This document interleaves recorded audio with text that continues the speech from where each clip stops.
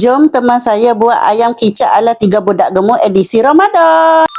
Mula-mula sediakan bahan tumbuk kasar, iris kasar dan buang kulit. Padi tu buang biji, tak nak bagi pedas. Ni untuk orang yang tak pakai pedas macam saya. Tumbuk lumat ke semua bahan. Ni hasil selepas tumbuk.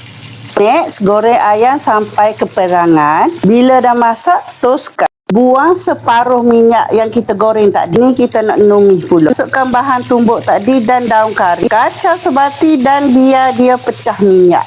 Bila dah pecah minyak, masukkan bahan sos. Sepi penuh dekat caption bawah deh. Kacau biar sebati. Masak sampai pecah minyak.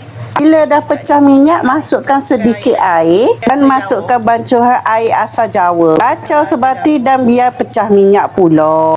Bila dah pecah minyak, masukkan ayam goreng. Masuk ke semua ayam goreng dan kacau sebati. Masukkan gula secukupnya. Kacau biar sebati. Masukkan bawang merah yang dipotong bulat-bulat. Kacau biar sebati. Lepas tu biar bawang tu layu dan dia pekat sikit. Kalau bawang dah layu dan pekat sikit kuah, okey, dan siap. Jangan lupa subscribe, like, komen, share video ini. Terima kasih.